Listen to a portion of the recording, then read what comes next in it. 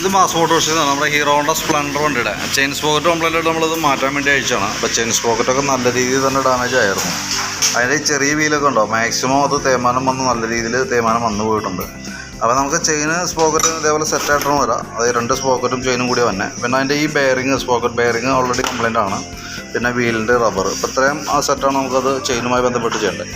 ബാക്കിലത്തെ break ലൈൻഡറും അത്യാവശ്യം ഉപയോഗിച്ച് തീർന്നിട്ടുണ്ട്. അപ്പോൾ നമുക്ക് ബ്രേക്ക് ലൈൻഡർ നമുക്ക് മാറ്റണം. ഈ ഹബിന് ചെറിയൊരു പ്രോബ്ലം ഉണ്ട്. ഇതുണ്ടോ ഹബ്ബ് തേയ്മാനം വന്നിട്ട് ചെറിയ സ്റ്റെപ്പ് പോലെ നിൽക്കുന്നുണ്ട്. അപ്പോൾ അതുകൊണ്ട് ഈ പറഞ്ഞ രീതിയുടെ ലൈൻഡർ ഇട്ടാലും നമുക്ക് ഈ പറഞ്ഞ രീതിയുടെ മാക്സിമം അത് ഉപയോഗിച്ച് തീർക്കാൻ പറ്റില്ല. കാരണം എന്ന് വെച്ചാൽ നമ്മളൊരു ക്യാമ്പൊക്കെ തിരിച്ചിട്ട് വേണം നമുക്ക് ഇടാനായിട്ട്. ഇപ്പോൾ തന്നെ അതിൻ്റെ ഒരു ക്യാമിൻ്റെ മില്ലിങ്ങൊക്കെ തിരിച്ചിട്ടാണ് നമ്മൾ യൂസ് ചെയ്യുന്നത്. അപ്പോൾ അതേപോലെ തന്നെയാണ് ഇപ്പോൾ യൂസ് ചെയ്യാൻ പറ്റുള്ളൂ.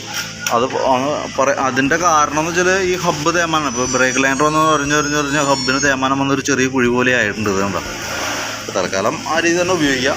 കൂടുതലായിട്ട് വന്നു കഴിഞ്ഞാൽ നമുക്ക് ഹബ്ബ് മാറ്റി കളയണമെന്ന് പറ്റും. പിന്നെ അതുപോലെ നമ്മളതിൻ്റെ എഞ്ചിൻ ഓയിൽ മാറുന്നത് പറഞ്ഞിട്ടുണ്ട്. അപ്പോൾ ഓയിൽ ചേഞ്ചും കൂടി ചെയ്യണമുണ്ട് കേട്ടോ. അപ്പോൾ ഞാൻ അതിൻ്റെ ഇപ്പോൾ എത്രയും നിലവില്ല എഞ്ചിൻ ഓയിൽ, അതേപോലെ തന്നെ ഈ സ്പോക്കറ്റിൻ്റെ bearing, chain sprocket kit, wheel rubber, brake shoe ഇത്രയായിട്ട് ഉൾപ്പെടുത്തിയിട്ടുള്ള ഒരു എസ്റ്റിമേറ്റ് നോക്കിയിട്ട് അതിൻ്റെ ഡീറ്റെയിൽസ് വാട്സപ്പിലേക്ക് കയറാം കേട്ടോ. അപ്പോൾ അത് നോക്കിയിട്ടൊന്ന് റിപ്ലൈ ഇടണേ. വണ്ടി ചെയ്തുകൊണ്ടിരിക്കുകയാണ്. അപ്പോൾ കണ്ടുമ്പോൾ ഒന്ന് റിപ്ലൈ ഇടണം കേട്ടോ.